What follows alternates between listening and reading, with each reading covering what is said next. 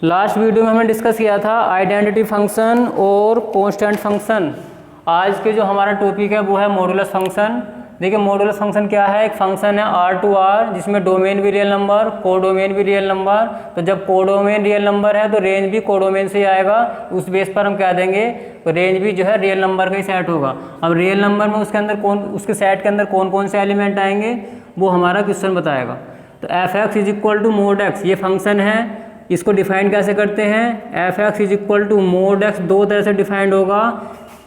जब x की value हम लेंगे 0 के बराबर या 0 से बड़ी तो फंक्शन में x की वैल्यू क्या आएगी, x ही आएगी।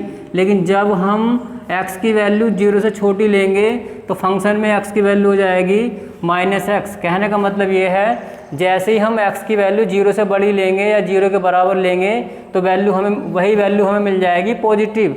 लेकिन जब हम x की वैल्यू 0 से छोटी लेंगे तो वही वैल्यू हमें मिलेगी, लेकिन उसके आगे लगेगा माइनस साइन।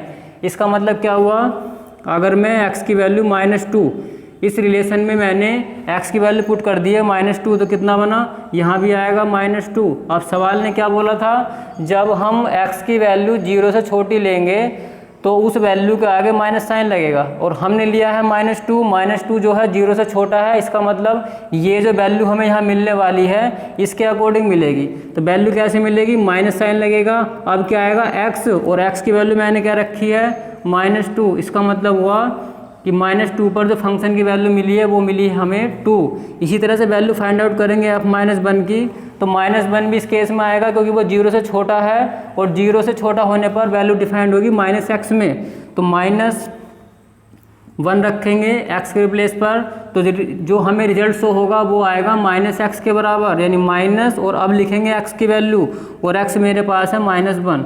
इसका आंसर आया +1। इसी तरह से अगर मैं वैल्यू रखूँ +1 तो यहाँ पर आ जाएगा +1।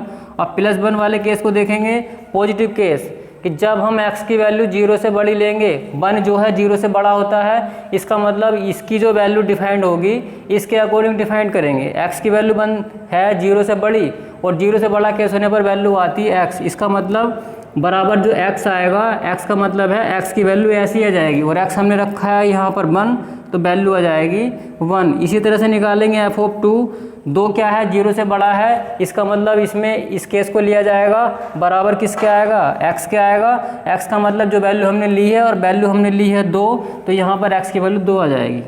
कहने का मतलब ये हुआ मोड में हमने x की वैल्यू नेगेटिव भी रखी है, पॉजिटिव भी रखी है, और अब 0 भी रख के देख लेते हैं। तो 0 पर कितना आएगा, अब 0 ना नेगेटिव होता ना पॉजिटिव, तो उसका मोड 0 का मोड जो आएगा वो 0 ही आएगा।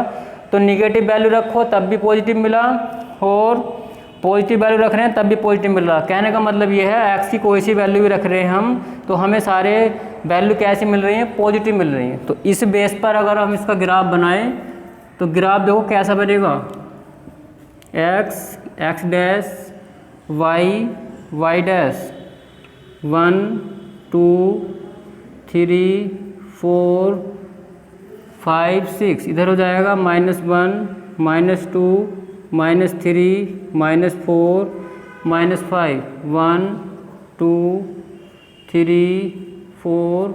ये सबको पता है। हम कार्टेशियन जब पॉइंट प्लॉट करते हैं ग्राफ में, या ये हमारे पास 2D प्लेन है, XY प्लेन है, तो इसमें नंबर प्लॉट कैसे होते हैं, ये ओरिजिन है, OX पर पॉजिटिव इंटीजर होंगे, OX डैश पर निगेटिव, OY पर पॉजिटिव, और OY डैश पर निगेटिव। ये हो गया हमारे पॉइंट प्लॉटिंग। और भी लिख सकते हैं, इतना ही बहुत है। अब हमने क्या किया था, x की वैल्यू -2 ली थी तो फंक्शन की वैल्यू हमें मिली +2। हमने x पुट किया था -2, y कितना मिला 2। अब जब इनके आमने सामने पहुंचेंगे तो इसका मतलब पॉइंट हमारा यहाँ पर प्लॉट होगा। x की वैल्यू -2 है, मिला कितना था 2, तो मिलने वाली वैल्यू की हम बोलते हैं y की वैल्यू, तो ये हो जाएगा हमारे पास 2, यानी पॉइंट हमारे पास यहाँ आएगा -2, 2। उसके बाद हमने लिया था -1 तो वैल्यू मिली 1, यानी x की वैल्यू -1 पर y मिला 1, इसका मतलब यहाँ आ जाएगा। उसके बाद x की वैल्यू हमने 0 भी ली थी तो 0 मिला था, और हम यहाँ पर x 0 है तो y 0 यहाँ पर, यानी ओरिजिन पर आ चुके। उसके बाद x की वैल्यू हमने 1 पुट की थी तो वैल्यू मिली +1, x की वैल्यू 1 पर y मिला +1, यानी पॉइंट हमारा यहाँ पर आ जाएगा इस तरह से। उसके बाद x की वैल्यू हमने पुट की है 2, तो वैल्यू मिली है 2, x की वैल्यू 2 पर y मिला है 2, यानी हम यहाँ पर आ जाएंगे ये। तो इसी तरह से हम समझ सकते हैं जब 3 पुट करेंगे तो 3 मिलेगा, यानी यहाँ पर आ जाएंगे, 4 पर 4 मिलेगा। इसी तरह से -3 पुट करेंगे तो +3 मिलेगा, -4 पर +4। कहने का मतलब था वैल्यू हम निगेटिव भी रख रहे थे पॉजिटिव, लेकिन हर बार हमें y की वैल्यू पॉजिटिव ही मिल रही थी। तो इसका मतलब ये होगा जब इसका ग्राफ बनाया जाएगा, अगर पॉइंटों को ज्वाइन कर दें तो हमारे पॉइंट कुछ ज्वाइन होने पर इस तरह से, और लेफ्ट हैंड साइड में अगर ज्वाइन करेंगे तो कुछ इस तरह से ये हमारा ग्राफ बन जाएगा। ये जो ग्राफ है, ये ग्राफ हमारा है मॉडुलस फंक्शन का। तो आने वाले टॉपिक में जब हम इस बात को जिक्र करेंगे या क्वेश्चन आएगा मोड एक्स का ग्राफ बनाइए, तो हमें ये पता होना चाहिए एक्स के जो डोमेन का मतलब हमने इसमें वैल्यू जो पुट की थी वो निगेटिव भी पुट की थी और पॉजिटिव भी पुट की थी, ठीक है। लेकिन रेंज में हमें क्या मिला था, रेंज में हमें इंटीजर मिले थे पॉजिटिव, ठीक है। 0 भी मिला था, तो वहाँ पर इसको रेंज को ऐसे भी लिख सकते हैं 0 to इन्फिनिटी। 0 भी आएगा, ओपन इंटरवल, क्लोज रहेगा 0 पर, ओपन उधर रखेंगे। इसका मतलब क्या है, रेंज में जो एलिमेंट आए हैं वो 0 भी आएगा, 0 से बड़ी वैल्यू आएंगी, लेकिन लास्ट में कितना आएगा वो पता नहीं है, ठीक है। तो इंटरवल हो जाएगा हमारा 0 to इन्फिनिटी, या इस तरह से बोल सकते हैं इसकी जो रेंज आएगी वो पॉजिटिव इंटीजर आएगी। उसके बाद देखो, इसके बाद आता है हमारा सिग्नम फंक्शन। सिग्नम फंक्शन की जो डेफिनेशन है,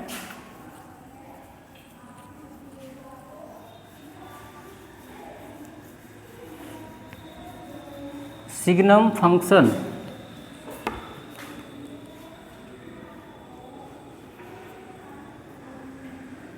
फंक्शन में क्या है, f कोई फंक्शन है R2R, ठीक है। क्योंकि रियल वैल्यूड फंक्शन पढ़ रहे हैं तो डोमेन और कोडोमेन, ये मैंने बताया था, अगर दो सेट A और B हैं, दोनों अगर रियल नंबर सबसेट होते हैं तो वो हमारा फंक्शन कैसा बनेगा, रियल वैल्यूड फंक्शन। तो उसमें क्या होगा, दोनों फंक्शन में डोमेन भी और कोडोमेन भी रियल नंबर के होंगे, ठीक है। तो एज सच दैट R2R। अब क्या है इसमें केस, ये है सिग्नम फंक्शन की जो डेफिनेशन क्या है, f(x) = mod x upon x, यानी इसको डिफाइंड इस तरह से कर सकते हैं कि mod x अपॉन x = 0 ये कब होगा, या इसको ऐसे लिखेंगे जब x की वैल्यू 0 नहीं है तब हमें वैल्यू मिलेगी mod x अपॉन x की फॉर्म में, और 0 मिल जाएगा कब, जब x = 0 होगा। यानी कि ऐसा फंक्शन, अब जो उसमें वैल्यू मिलेंगी हमें इसके अकॉर्डिंग मिलेंगी, जब x की वैल्यू 0 नहीं है तो वैल्यू इसके अकॉर्डिंग आएगी, और जब वैल्यू x की 0 पुट करेंगे तो हमें वैल्यू मिल जाएगी 0, ठीक है। तो देखो इसमें क्या करेंगे, सबसे पहले एक टेबल ड्रॉ करते हैं, ग्राफ बनाने में थोड़ी आसानी हो जाएगी।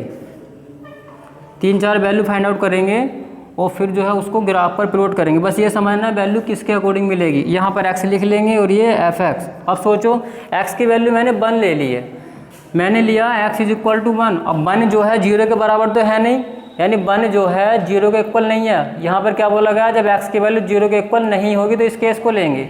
इसका मतलब हुआ हम इस केस को लेने वाले हैं। इस केस में क्या करेंगे, x की वैल्यू 1 पुट कर देंगे, तो ऊपर क्या बनेगा, mod 1 अपॉन नीचे x की वैल्यू 1। और अभी बताया था मोड के अंदर पॉजिटिव वैल्यू रखो या नेगेटिव वैल्यू रखो, वैल्यू हर बार कैसी मिल रही थी, पॉजिटिव। इन mod 1 किसके बराबर आएगा, 1 के 1/1। कितना आंसर है 1। इसका मतलब हुआ जब x की वैल्यू 1 पुट करेंगे तो हमें y की वैल्यू भी 1 मिलेगी। उसके बाद पुट करते हैं वैल्यू 2 पुट करते हैं, x की वैल्यू 2 पुट करेंगे तो यहाँ भी 2 आएगा। 2 जो है पॉजिटिव है तो 2 का जो मोड आएगा 2 आएगा, 2/2 कितना आएगा 1। 3 पुट करके देखते हैं कितना आएगा, 3 का मोड 3, x की वैल्यू 3, 3/3 कितना आएगा 1। इसका मतलब ये हुआ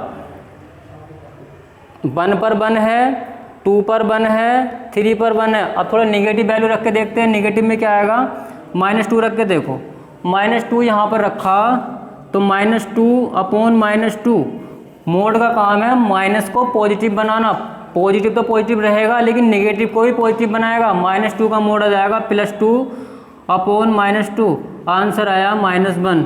-2 पर वैल्यू मिल रही है हमें -1। -2 रखा, -1 रख के देखते हैं तो -1 यहाँ पुट करेंगे तो -1/-1, ऊपर -1 का मोड होगा 1 का जब इसका मोड फाइंड आउट करेंगे तो +1 आएगा और नीचे -1, वैल्यू मिली हमें -1। इसका मतलब -1 पे -1 है। इसी तरह से अगर -3 पुट करता हूँ तो -3 का मोड आएगा ऊपर, नीचे -3 और -3 का मोड +3 और नीचे -3 डिवाइड हो जाएगा। तो आंसर फिर आएगा हमारे पास -1। यहाँ से एक बात सीखने को मिली, इंटीजर हमने जब प्लस के रखें तो प्लस के इंटीजर में हमें वैल्यू मिल रही है 1, और जब हमने यहाँ ऊपर केस लिखा ही हुआ है जब 0 रखेंगे तो वैल्यू मिलेगी हमें 0, ठीक है। उसके बाद अगर नेगेटिव इंटीजर रखें तो वैल्यू मिली है -1। इसका मतलब रेंज में केवल 3 ही एलिमेंट आ पाए हैं, और वो कौन कौन से हैं, 1 या 0, -1, 0 और 1। तुम अगर पॉजिटिव इंटीजर रखोगे तो तुम्हें वैल्यू मिल रही है हर बार +1, तो ये तो वैल्यू रेंज आई हमारे उसके लिए प्लस इंटीजर के लिए। नेगेटिव इंटीजर पर कितना है, -1 है, और 0 पर दे ही रखा कितना है, 0, ठीक है। तो अब अगर इसका ग्राफ बनाया जाए तो ग्राफ देखो कैसे होगा।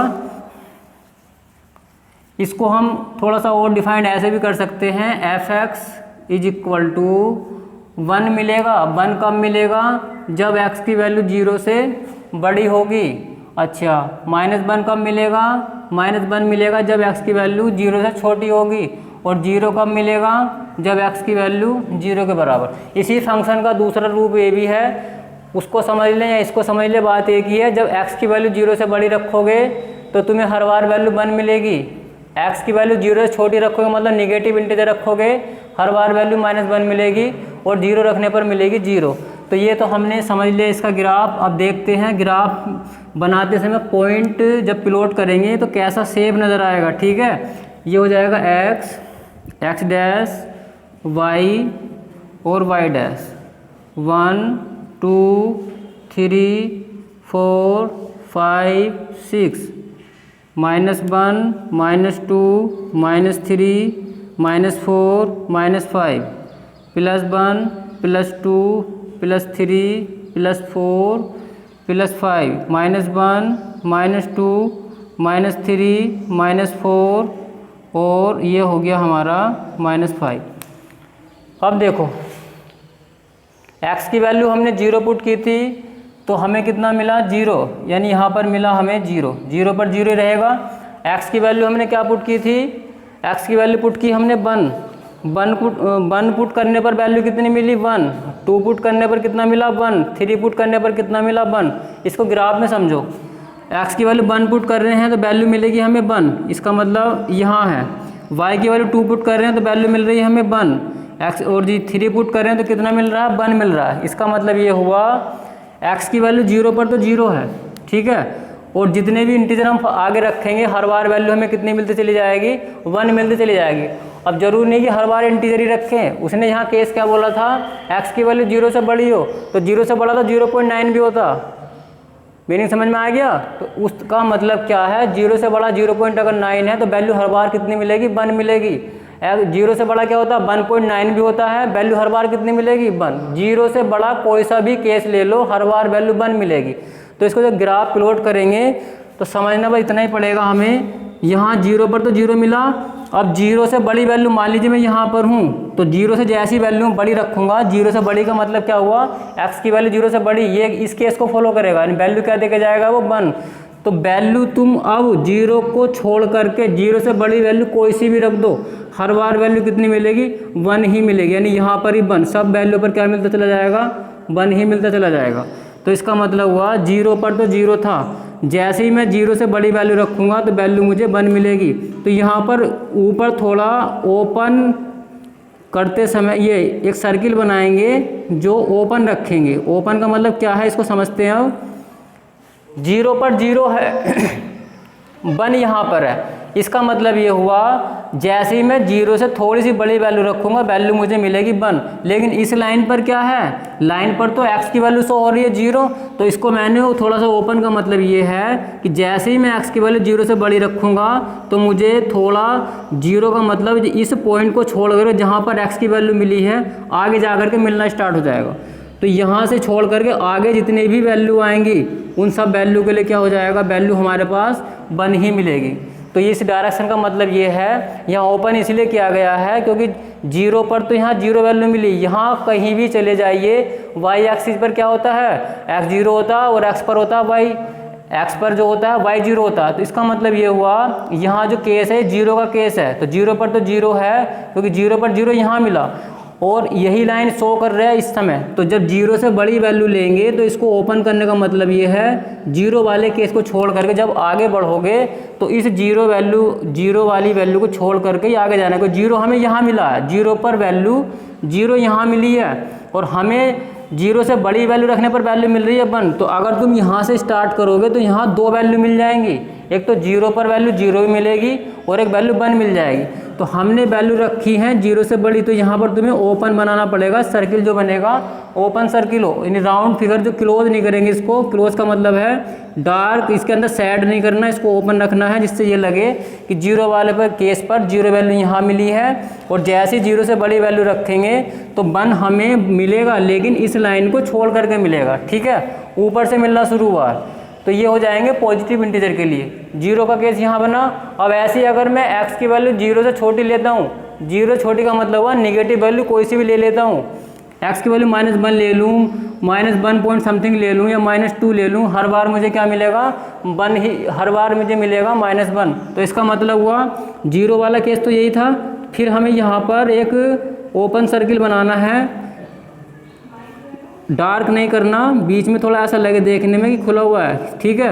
और अब हम इधर आ जाएंगे, ये जहाँ भी, इसका मतलब ये है पॉजिटिव इंटीजर कोई सा भी रख लो हर बार वैल्यू 1 मिलेगी, निगेटिव कोई सा भी रख लो हर बार वैल्यू -1 मिलेगी और 0 के केस पर 0 मिलेगी। तो 0 यहाँ पर मिला है तो इसलिए हमने इसको छोड़ करके, क्योंकि वैल्यू हमें आगे से एक वैल्यू यहाँ मिल रही है और जैसे ही हम x पर आगे बढ़े वैल्यू मिली ऊपर, तो यहाँ से इसका मतलब हुआ 0 का केस नीचे था, उसका ऊपर था, तो 0 वाली लाइन को ही 0 की वैल्यू को छोड़ करके थोड़ा सा ये शो करोगे तो ये फ़र्क नज़र आ जाएगा कि 0 की वैल्यू नीचे है 0 पर और 0 से बड़ी वैल्यू जब 1 को शो करेगा तो इस केस को समझ में आ जाएगा ये केस 0 का नहीं है, क्योंकि हमें वैल्यू, ये जो केस बनाएगा 0 वैल्यू को यहाँ शो करेगा, 0 यहाँ मिला है। और अगर तुम यहाँ डायरेक्ट 1 से कर देते हो तो यहाँ 2 रिजल्ट निकल जाएंगे, x की वैल्यू 0 पर y कितना मिला, 1 मिला, और जबकि अभी हमने क्या बोला, x की वैल्यू 0 पर y 0 मिला। तो इसको ज़रा ध्यान से समझ लेना, अगर यहाँ पर हमने स्टार्ट किया डायरेक्ट 1 से तो यहाँ 2 मीनिंग आ जाएंगे, x की वैल्यू 0 पर वैल्यू 1 है, जबकि x की वैल्यू 0 पर y देगा हमें 0। तो इसका मतलब हमें यहाँ छोड़ना पड़ेगा जिससे ये शो हो कि अब x की वैल्यू 0 पर y की वैल्यू 0 नहीं है, y की वैल्यू 0 है लेकिन x की वैल्यू 0 से बड़ी होने पर वैल्यू 0 नहीं आएगी, तो ऊपर चले जाएंगे। ये पॉजिटिव के लिए हो जाएगा और ये नेगेटिव के लिए हो जाएगा। इसके बाद एक फंक्शन बचा हुआ है ग्रेटेस्ट इंटीजर फंक्शन, ठीक है, इसको डिस्कस करेंगे नेक्स्ट वीडियो में। Thank you.